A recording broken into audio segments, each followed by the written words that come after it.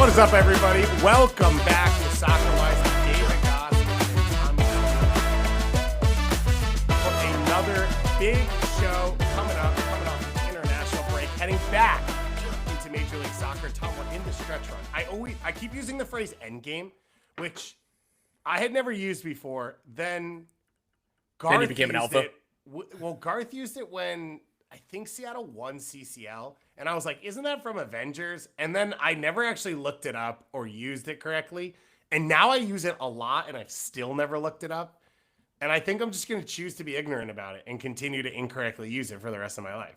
Alpha moves only. You just say stuff like endgame. You just say things like CMO, CFO, stuff like that. Yeah, I get it. You know, we're in different stratospheres these days, Goss. And I'm just trying to keep up. And you get up at 5 a.m. and do CrossFit, and it is what it is. I sleep in a little longer. It's okay.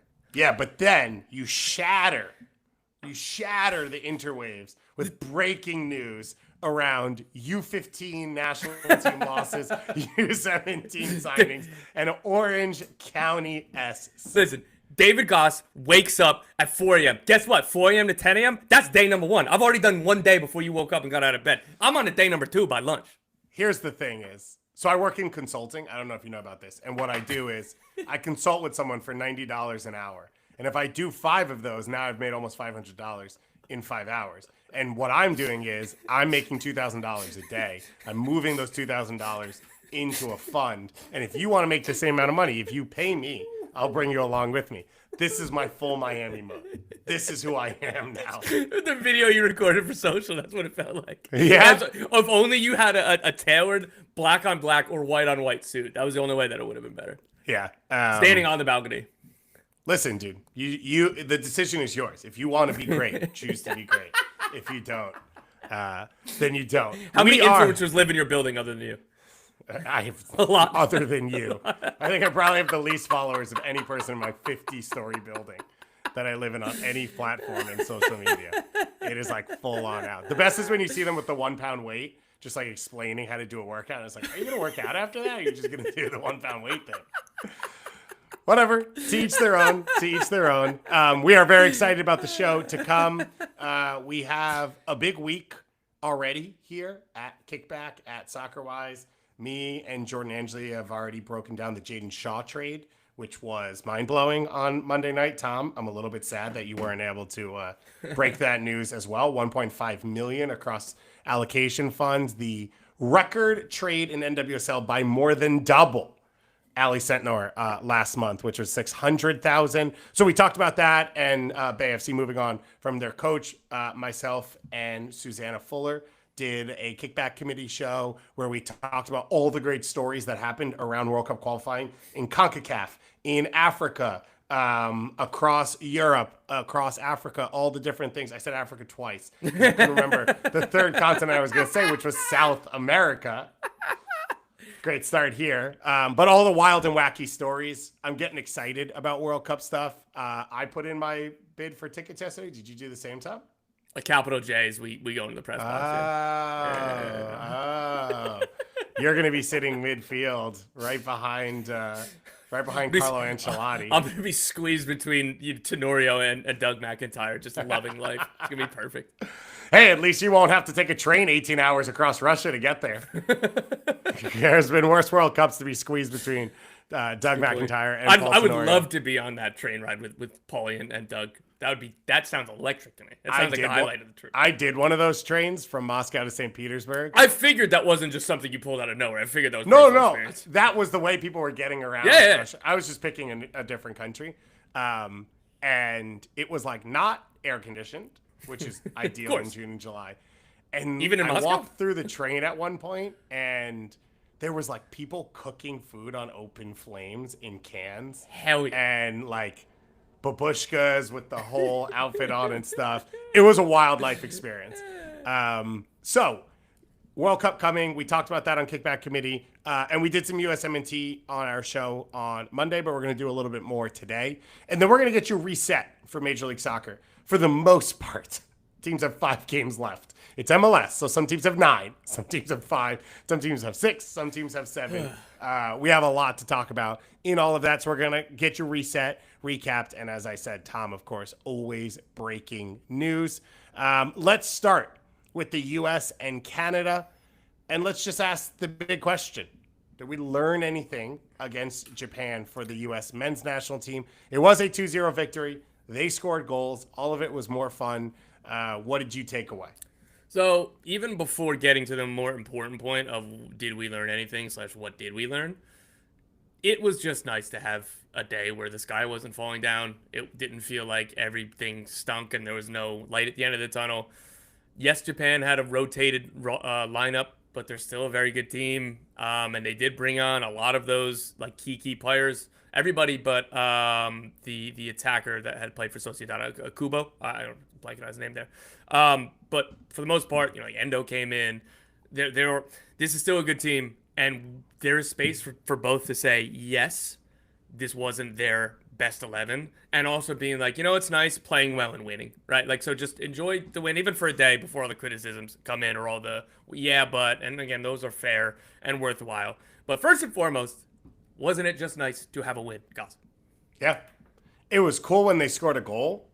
That was fun. It was like super cool when they scored a second one. And then when they didn't give up any goals and they won the game, I thought that was like a really good tactic. Pretty cool to have as well. So I was into it. The big takeaway from the game, and this was a continuation from the last 30 minutes against South Korea, which we talked about on Monday's show. We already called it. We already knew that. Which was positive, but also pointing out that there was a lot of changes. I was just resetting. Sorry, that was going to take half a sentence, guys.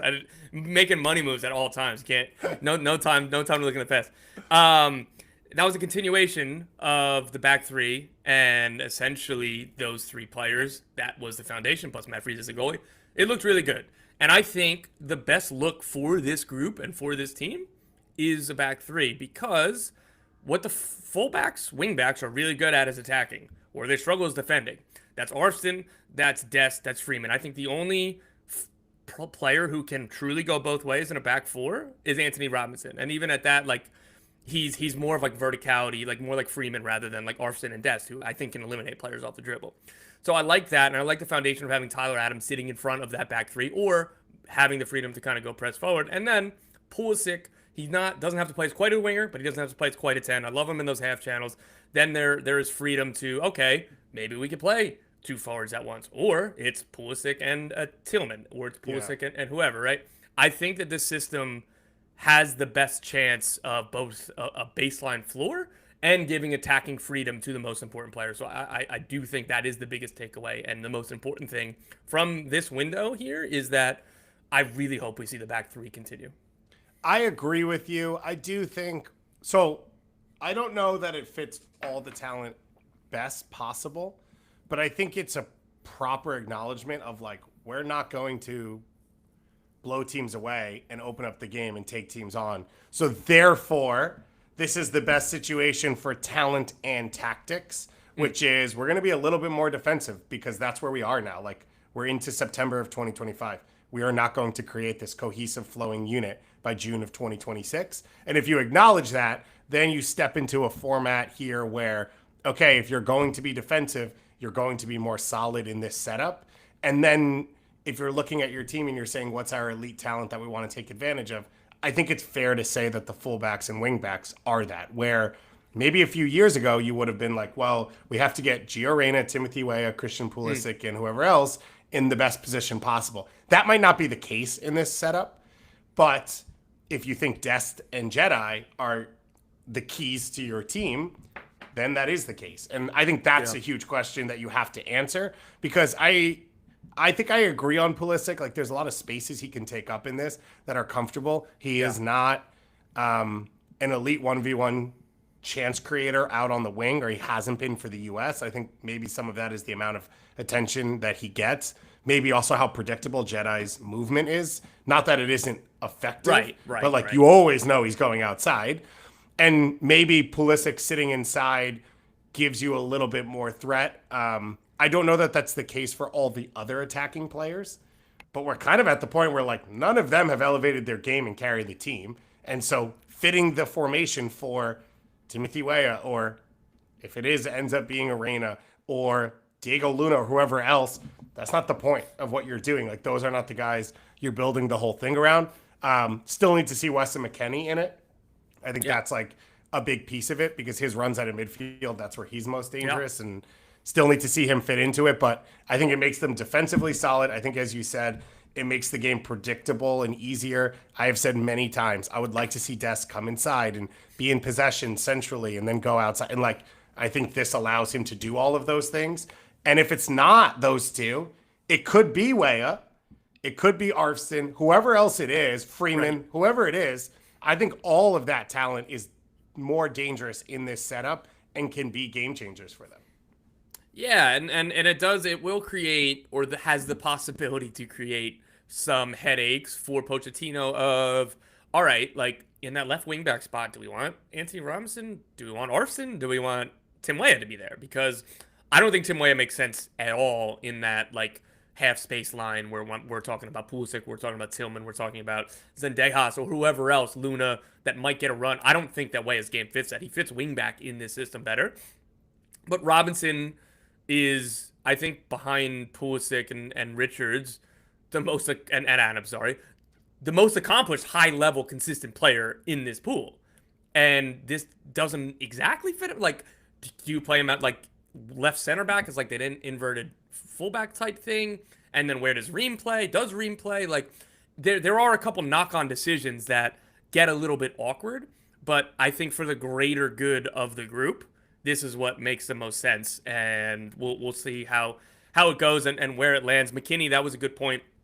I think that with the back three and Tyler Adams next to you, you got all the space in the world to make those runs forward without having to worry about getting countered, and that's not the same if you're playing a 4-2-3-1 or even a 4-3-3, because then like if he's playing next, if it's a 4-3-3 with Adams as a 6 and McKinney as an 8, and let's just say Tillman as an 8, or insert any other player in the pool as the other 8.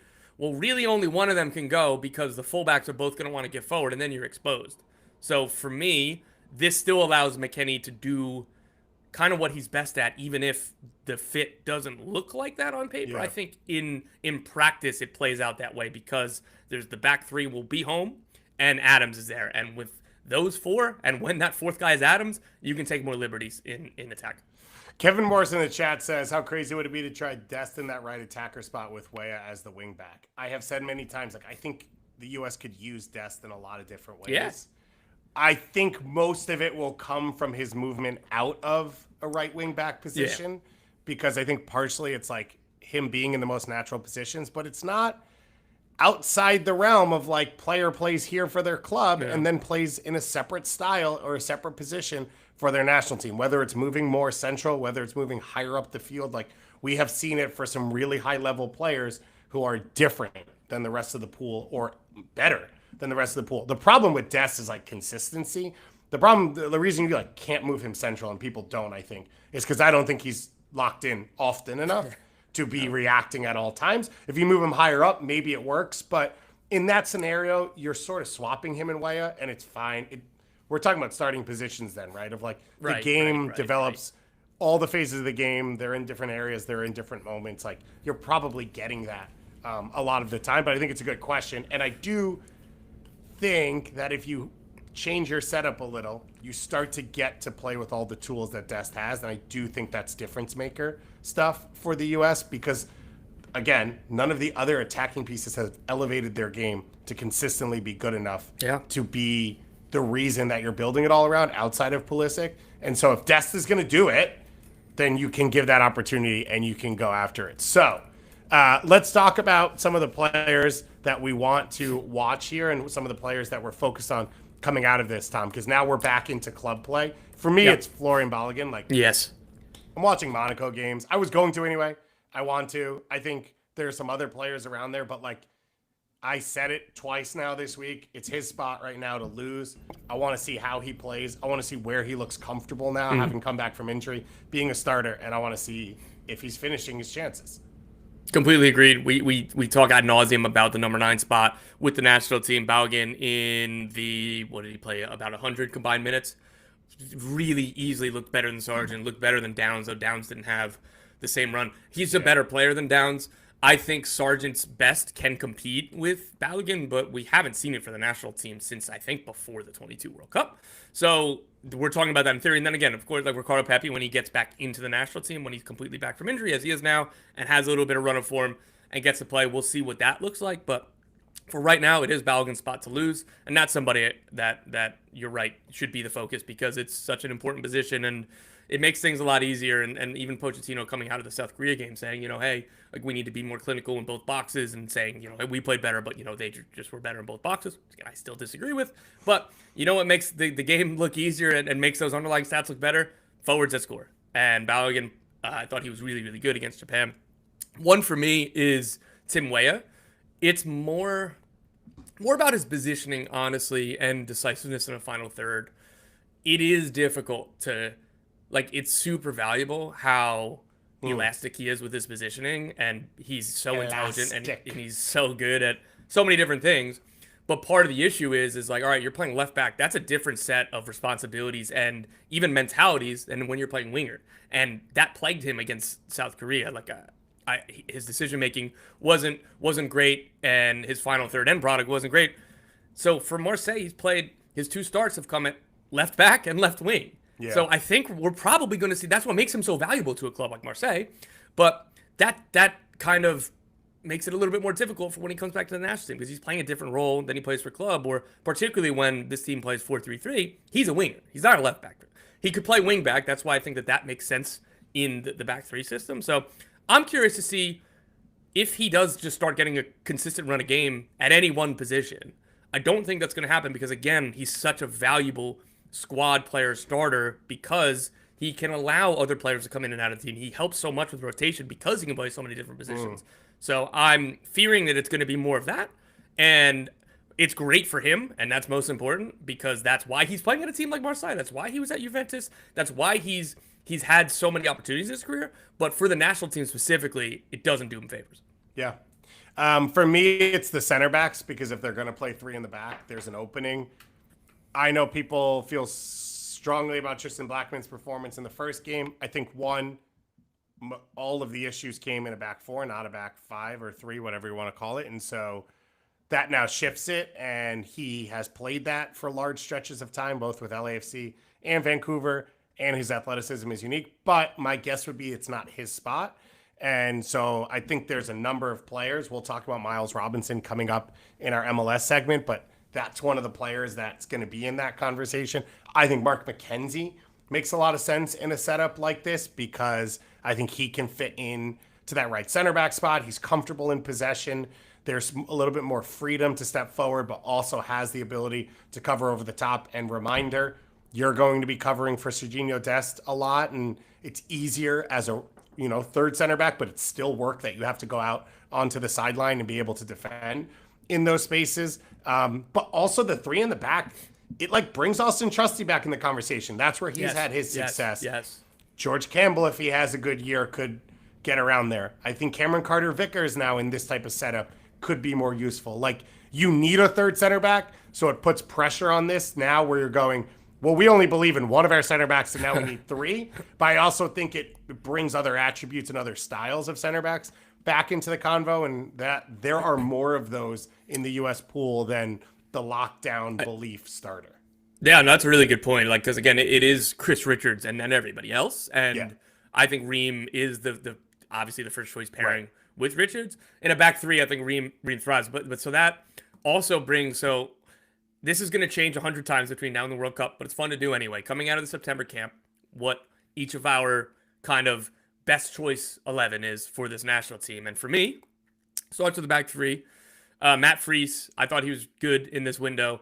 I think it's his job to lose now as well. It's not a stranglehold on the spot, but we love Matt Freese around here. And I think he didn't do anything wrong to lose that spot. And again, I think Turner and Steffen will push him, and we'll see what happens for the rest of the MLS season and beyond. And he's an upstanding Haven, man. Smart kid. So I'm going to put Freese in goal. The back 3, I keep on waffling a little bit on this because the more, and Doyle brought this point up of Pochettino wants wingbacks who can eliminate somebody off the dribble. That's not quite Anthony Robinson's game. Yeah. So I would say a back three, and I think that he's smart enough to play left center back. Then you can put keep Richards in the middle, and then I still trust Tim Ream enough to play at right center back, even as a left-footed player. Though I think that opens the door for more options because he is better as a left center back. But I'd rather have Robinson out there. So that's a back three, but that's, again, I could very easily be talked into three natural center backs. I get the point with Jedi. Like, the thing a wing back would do is I just want him on the field, man. Set, but it's being a left center back's also not his skill set, right? So if like where you have to put him on a hierarchy of where he sits in the team, you have to put what he does and what he brings in that hierarchy and say, what are you looking for? My guess is that Pochettino comes out where you just did, which is, I just want him on the field. He's a competitor. He's played in high-level games. And if that's the case, it'll be at left wing back because the holes at left center back for him are more questionable of like covering the space, defending. Like, is he really going to push forward from that spot? Because if he does push forward, he's pushing in the field in areas where he doesn't play. He doesn't like to come inside as a fullback. So my guess will be he's a left wing back who isn't ideal in this system. And like, that's just something you accept. And then I like, again, that's why I'm waffling on this. Like, I think I would like to see a run of him playing left wing back just so that, if it does not look, if it looks pretty awkward, then we reassess. So, all right, I'll take that back. I would say Joe Scally to me has more potential as a right center back. But I just, but not another guy, maybe a guy that you don't feel like you have to shove into the team. And he doesn't seem to be anywhere near being in favor of Pochettino. Then it would be Ream at left center back, Richards in the middle, and then whether it's Miles Robinson, whether it's Mark McKenzie, whether it's, again, I think Austin Trusty, though he's a left-footed center back as well. And honestly, Tristan Blackman is best in that system. Yeah. So, and he picked somebody there. So then put Jedi at left wing back, Adams and McKennie in the middle, and then I'm still going to lean Dest at right wing back, though I really liked how Freeman looked in that spot, in that role. And his verticality. But then again, there's a lot of similarities in the style between Jedi and Freeman of just vertical runners rather than Dest gives you something different and beat players of dribble. Think about all those moments versus Japan where I think Freeman did the right thing. He picked up the right spaces internally and he got the ball in gaps and he charged forward. There's one where he tries to play maybe Zendejas off the shoulder as he's charging down the middle. But all these areas he picked up the ball that aren't really his spots. And now imagine Dest in those spots. True. Like attacking centrally and taking guys on. Does he get into does he have the pace, the verticality, and the motor to do what Freeman getting in those spots? Yeah. That's my question. I think a lot of it was the U.S. sucked the initial line of pressure up, and it was more reading where the gaps were than purely just the athleticism of like, okay, Freeman got along the back line. Like a lot of this stuff was more in the gaps between the lines. And I think that's where I thought Dest was pretty good against South Korea in those moments. And I thought the U.S. was worse in their build-outs in that game over the course of the full game. And so I think the potential there is really, really high.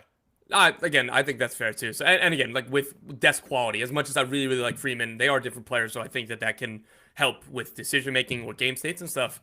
But Freeman is like a crazy wild card off the bench because of his size for set pieces and the way he plays. Like very rarely are you like, oh, we should bring on a fullback to try and chase the game. But like Freeman's kind of the ideal option for that. Yeah, no, and again, like we'll see how this all develops. And then the front three, pretty easy for me at this point: Pulisic and Tillman underneath Balogun. But there are plenty of options, and we'll see where the form is. Shout out to Malik Tillman for getting out of the Eric Ten Hag torture chamber after just 2 games on the team. That's very happy for him. But if he's playing consistently and playing well for Bayer Leverkusen, that's his spot for me. Yeah, that's going to be a really interesting one to follow. What does your 11 look like? I'm not going to do an 11, Tom. I just like to edit. Coward. I'm an editor. I'm not. I'm a consultant. I'm a consultant. Exactly. I'm not a builder. $90, please. Don't worry. Your invoice will be coming. But it will be only via crypto coin. So you can pay directly into my crypto account. I'll probably be buying 5 different apes off the back of this. So you don't have to worry about it. Dead drop behind a bench. Let me just finish off here. We actually had a question in the chat. How much would Tristan Blackman be appreciated in Canada? Oh my God! Because the rumors were around. Well, I would actually disagree a little bit. which is Really? where I will take us for the Canada conversation. Canada beating Wales 1-0. They go undefeated in their 2 European trips, or their 2 games in Europe. As I said, historic win against Romania on the last show. First time they beat a European host team in 16 years. Then they go to Wales under Craig Bellamy, rotated team, obviously not in Liverpool World Cup qualifying or whatever for them, but still a really good result. Also rotated team for Canada. The star of the game was Derek Cornelius. Derek Cornelius hits, if you haven't watched it, unreal direct free kick. From, I'm sorry, Derek Cornelius. I wasn't familiar with your game. 25 yards away from goal, left-footed, like he smacks this free kick. And then this is a back-to-back shutout for Canada.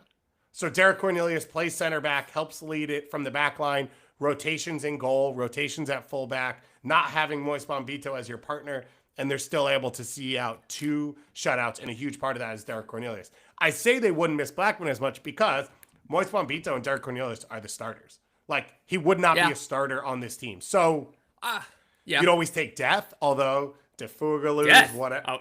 I would take death. I would take death. DeFurgaloo's, however you pronounce it, has played well. He's a young kid. He probably shouldn't be starting in some of these big games. So, yes, there's a little bit of question marks as you get down. Joel Waterman, the next option up. Like, maybe Blackman fits in there. But my point being, Canada in 2022 World Cup, they were trying to figure out systems to hide their deficiencies at center back. It's like Steven Vittoria was still the starter. They played the hide line. They couldn't because of them, but they felt like they also couldn't sit in because they couldn't have teams attacking these guys for a large amount of times. Now center back is a position of strength for this team. And if you're talking about who you're watching going forward, Ismail Kone is my number 1. I will keep saying that. How much does he play at Sassuolo? How much can he play? I thought Saliba looked really good in this camp. Yeah. How many minutes can he keep getting in Belgium? He is a pit bull, and he's so clean on the ball. And if he makes mistakes, you can't get it off him because he will just body you down. And he can hit it clean on the run, all that type of stuff. But Derek Cornelius now on loan to Rangers is a huge one that I'm going to be watching. We had a conversation in the Discord coming out of the game. I felt at the time, and I talked about this on shows, I didn't think Vancouver used Theo Bair and Derek Cornelius as much as they could have. This was a different Vancouver. So I don't want to bring us into the dark days again. This is not an Axel Schuster, Jesper Sorensen problem, right? But they played Bair as a winger, which I actually thought was good for his career. It made him do other things on the field than just be a tall center forward. The two of them have now gone out and played legitimate League on minutes. Derek Cornelius is now a 1A center back. And they got $500,000 for him, but less on the money side and more of the Vancouver played him 1 year and then was oh, we got to send this guy on loan so he could develop, and never really got the fruits of playing them. Yeah. It is the Canadian story. All of this is still better than TFC just losing guys out of their academy, potentially even to Vancouver, like Ali Ahmed or Montreal. But it still reminds me of these dark days and what happened. Shout out to Derek Cornelius. Huge international window for him and a big one for Canada overall, and the right steps for them going towards the World Cup. All right, you ready to dig in on some Major League Soccer? Let's do it. All right, let's start with the last bit of suspension talk, Tom. What do you want to talk about suspension? We don't have to go too long because we've talked plenty. So MLS added suspensions as I firmly expected. Luis Suarez got an additional 3 MLS games for spitting, and Steven Lenhart has had his credential revoked for the rest of the season. And Seattle was fined for misappropriation of credentials, pretty much who's allowed to be on the sideline. So I thought that was interesting. There's 60,000 people in the building. How can we keep track of everyone? So I understand that, and both things, again, can be true. I think Steven Lenhart was well within his rights to see one of the players on the team getting choked and start swinging. I'm kind of okay with that, but also I'm totally okay with the punishment because, can't have coaches not instigating a fight, but definitely escalating a fight. Even if it's Steven Lenhart, which I think a couple of the Miami players should have looked and been like, business decision, I'm going to go find somebody else to swing at. Okay, here's what I don't get. And I tried to express this on Blue Sky. Luis Suarez suspended 6 games by the Leagues Cup committee, right? Correct. For his actions after the game, right? None of it's during the game. Correct. Why is he suspended 3 games in MLS? Either what he did in Leagues Cup is so bad that the suspension also goes into MLS, or you're not suspending him for another competition. I don't understand sitting down and being like, let's also rule on this thing, and we think it's half as bad as them. I would take away the math on it, and I will start Gotta do the math, man. Gotta do the math.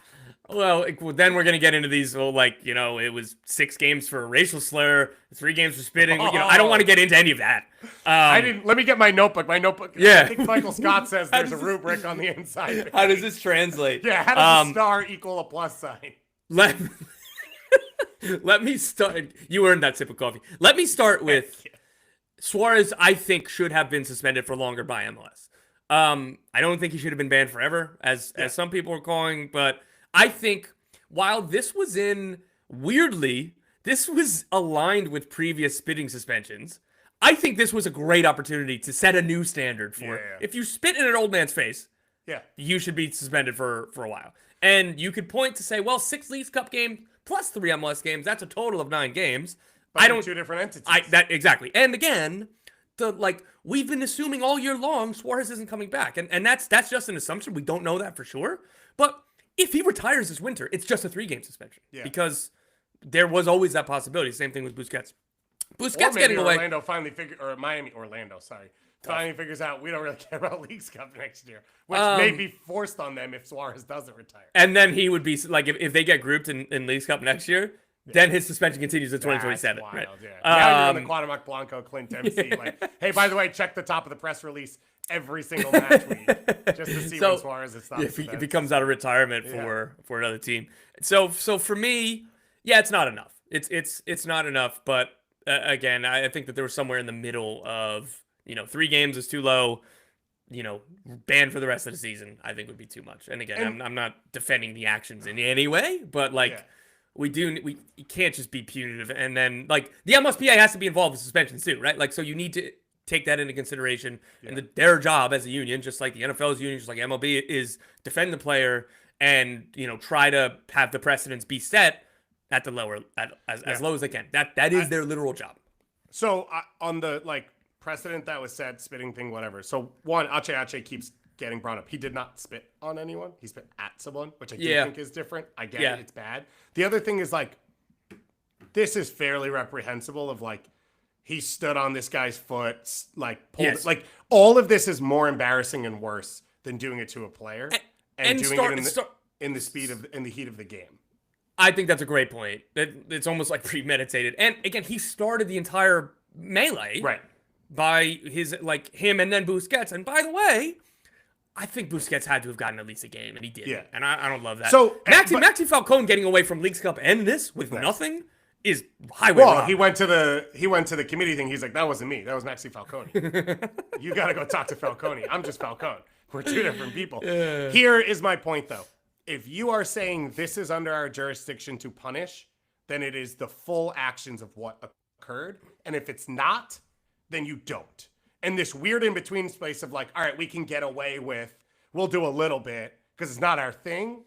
I think that part is a little bit ridiculous. And it is but the 3 games are going to be big because we're going to talk about the Supporters Shield run in a second. Let's finish up though with your breaking news from the week, which is congratulations to the community. We've got a new designated player center back. Miles Robinson, his new contract with FC Cincinnati. The contract itself was announced yesterday. That's official, as I first reported last month. I got the contract details this week. He is the highest paid center back in MLS starting next year when the contract starts. It slightly eclipses Walker Zimmerman, which was $3.47 million. And now he is a designated player. He cannot be bought down during the lifetime of this contract, and he will be one of Cincinnati's 3 designated players. And right now, it is Miles Robinson, Evander, and Denke. Evander and Denke arrived earlier this year, and assuming that they're going to be here for long. So the knock-on effect here on the roster building side of things is, okay, Brenner's on loan, unless that there's some, and again, they've done some wizardry to, having Miazga, Miles Robinson, and Obi Nwobodo, and Luca Oriano all on TAM deals this season. Very impressive. So I'm not going to rule anything out necessarily because Cincy is really good at the cap stuff. But you would assume it's going to be difficult to keep Brenner given this news, unless that there's a surprise move for say, Evander, right? Like, who knows, Yeah. right? Probably not, but just kind of laying out all of the pathways. And will this cause a problem with Matt Miazga?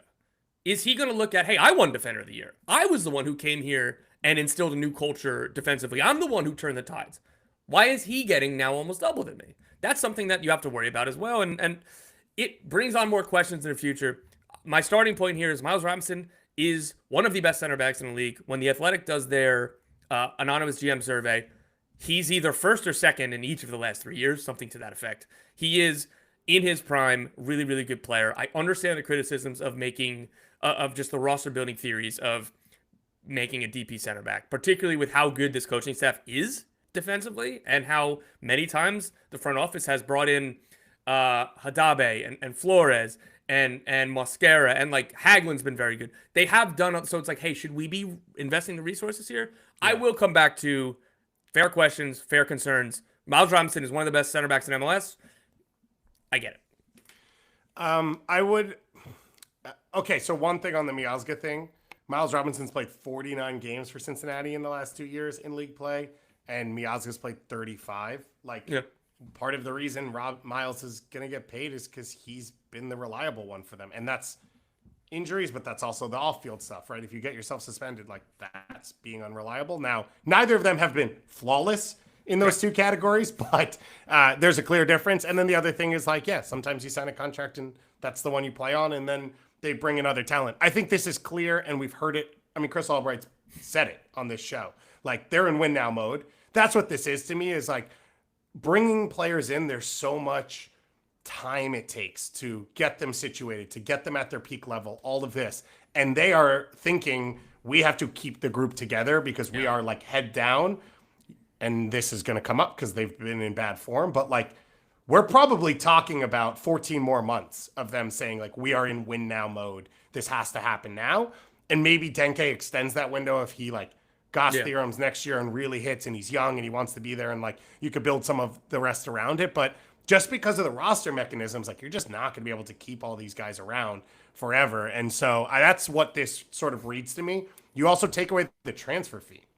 So, like, from pure money out of the pocket, it's like it kind of then evens out slightly in terms of what you're giving up for him. But it's a lot. Like, it is a lot for a team that has holes, has struggled to score goals, to give the huge DP deal to Miles Robinson. I have said this over and over again, though. For Cincinnati, the floor raiser is the spine. It's Celentano, it's Miazga, it's Robinson, and when healthy, the D-mids as well. And I think that's what you guarantee yourself with this deal, is like, we may not win Supporter Shield next year, but we're going to be competitive, because there's not a game you go into with those guys as part of your back line that you're not going to be in. And you can try and figure out the other stuff as you go along. Let's talk about this year, though, because we are into this final run now into the postseason.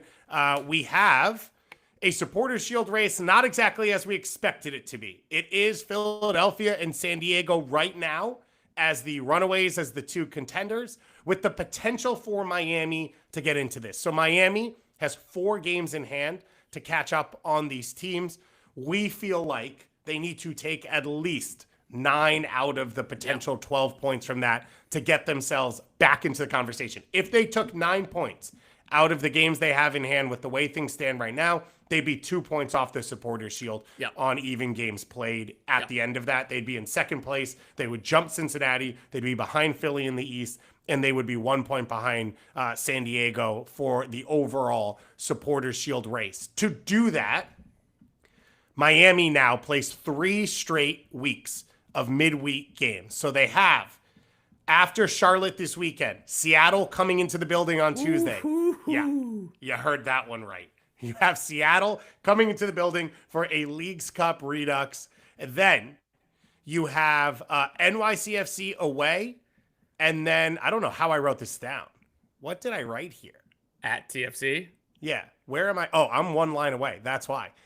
They play DC at NYCFC at TFC. And then they come back for a midweek against Chicago. And then they play the Revs. I say all that in saying, 1, you're down Suarez for the first 3 of those games. 2, you are playing 3 straight weeks of midweek games and weekend games. and 3, those are some of the worst teams in the league. So I don't know how to measure this, which is like if you told me this is a must-win week and you've got 3 games in a week, who do you want to play? I'd probably say DC at NYCFC and at TFC if I had to pick those games. NYCFC obviously a little different. Chicago and the Revs, they'd be on that list as well. They then finish with Atlanta, which is inside the FIFA window because of the games they have to make up. So think about this team. Venezuela didn't qualify. They're not in an Intercon playoff. Maybe you keep it to Lasco Segovia. I don't know. Yeah, that was heartbreaking stuff for them. But you may lose some pieces there. And then they close with Nashville in the final game of the season. So that's the work Miami has to do to get back into this, Tom. And it is not an impossible run, but it is not an easy setup. Yeah, first of all, this is an older team, and the fixture congestion, that will impact an older team. I take away Miami and take away even just what I said. If you told me any team had 4 games in hand, I'm not expecting them to win all 4. They can, right? Like they defied us at the end of last season, despite like they weren't even playing. I don't even think that great. They were rescuing points late all the time in their run to set a new league record. So they got it in them when it's Messi and when it's a lot of those other players. You kind of say, oh, maybe not. But for me, I think it is. I think it's possible that they take 3 out of those 4 games, but I'm not sure if that's likely either because, again, they play like 8 games in 4 weeks. And then, as you said, the only other space, like there's no midweek spaces left to make up another game. They have to play Atlanta during that October international break. It is a daunting run. And for a team that already set the league record in points, won the Shield last year, and then got bounced in the first round to an historically like the biggest gap in points for an elimination in MLS playoffs history. I don't know that this is their priority. Like they want to win everything, of course. Yeah. But I don't think that you burn everybody to the point of trying to get back in the Shield race and then playoffs start and you're risking that again. So, and again, it could happen if you rest players or not, because that's just the fickle nature of playoffs. But for me, I got to assume Mascherano's top priority is let's get to the playoffs in the best way possible. And that is incongruent with let's win as many games to win the Shield. So priorities are going to be interesting in this as well because the Philadelphia Union, currently Supporters Shield leaders, they go to Vancouver this weekend. Probably their toughest game left of the season. They then travel to play Nashville on Tuesday night in the U.S. Open Cup semifinal. We're going to have a ton of Open Cup coverage next week. We are very excited about the Open Cup semifinals. We have already booked Walker Zimmerman for the Kickback Committee show, who's one of our favorites. And we're going to be talking about all these games coming up. But so Philadelphia has that. Then they play the New England Revolution. They play at DC United. They play NYCFC. And they play at Charlotte. Now, if they made the Open Cup final, which would be on the road because Philly cannot host at Minnesota or at Austin, it would fall between at DC and NYCFC in that stretch before they head to Charlotte on the final week of the season. So now priorities again, you have to talk about for Philadelphia. What do they want to win? What's more likely? And obviously, I think the semifinal will decide some of this for them. They have shown, I think, good flexibility. They are not the deepest team in the league. And so there's going to be some decisions that they have to make as they come down the stretch, because the other thing is MLS Cup as well. Like you want to be informed for the playoffs. You obviously have some time off and you have all of the, 3 rounds. Like if you win the first round early, you have extra time off, blah, blah, blah, all of that. But this is not simple for Philadelphia. On the flip side for San Diego, chasing them, they play Minnesota this weekend, which is probably their toughest game left. They play at Atlanta. They host San Jose. And then they finish very difficult at Houston, at Portland. Houston in the playoff run right now. Portland are in the postseason. They will have something to play for. To go 2 on the road to close the year chasing Philadelphia is really, really tough as well. Yeah, I would agree. And if you asked me a month ago what I thought the Shield race was going to be, I would have thought 5 teams, honestly. And maybe that was naive. Right. And right now it's 2 teams until like 2.5. 2.5. I mean, if you I still have doubts that Miami will be able to, and I'll give the other half as well to Vancouver. Vancouver have 2 games in hand. If they win both of those games in hand, and they would Philly head to head.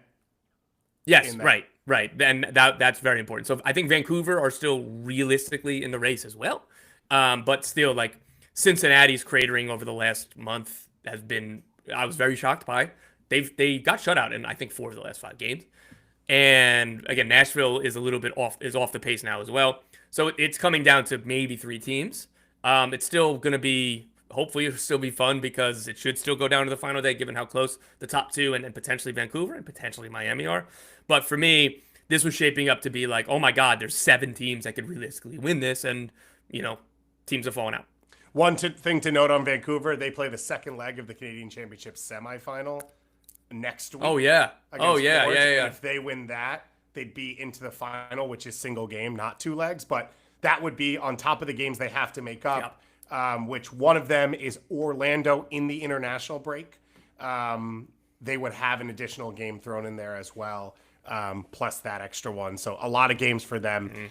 So that is the handicap for you on all of this. We're excited to watch it come down to the wire. We're excited to watch this play out. On the other side of the table, the New York Red Bulls' 15-year playoff streak is on life support, currently sitting 2 points behind Chicago. Chicago also has a game in hand, but that game is versus Miami. So I don't know how much you take from that. But for the Red Bulls, like, this could be the year. It would be, I think you were saying to me pre-show, it would be the first year in Red Bull Arena since it opened that they would not be able to make the playoffs, which I think some fans might welcome at this point to see if it shakes something loose. And others will remember last year, which is like just getting in could mean a potential historic run all the way to a final. On the West, Colorado and San Jose are the last 2 playoff spots, even on games 36 and 35 points. Houston right behind them on 33.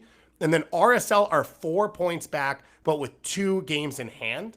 Those 2 games are versus LAFC and Seattle. So a lot to track in the Western Conference as well. And we didn't talk about the weekend results in MLS, the 4 games that happened during the international break, because we were sucked up with hating everything about the U.S. and loving Canada and all of that. But Austin beat Sporting Kansas City and have moved up to 6th place in the Western Conference. So it feels like a playoff spot is coming for this Austin team, and they can continue to move higher potentially as well.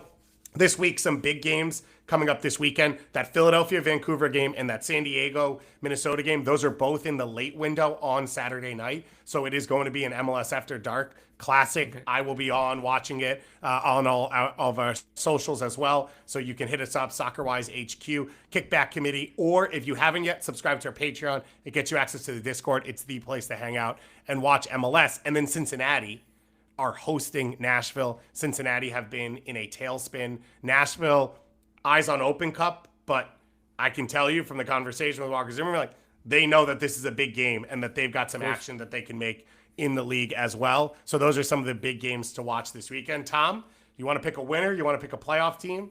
You want to put your money where your mouth is? No, I had Cincy for the Shield all season, and I'll take that out. Okay. I still believe in Seattle winning the whole thing is what I think my preseason pick was. And by that, of course, good. I meant Leagues Cup, as I always do when I say the whole thing at the start of the show. Thank you to all of you for listening. Thank you to all of you for being here. Shout out to everyone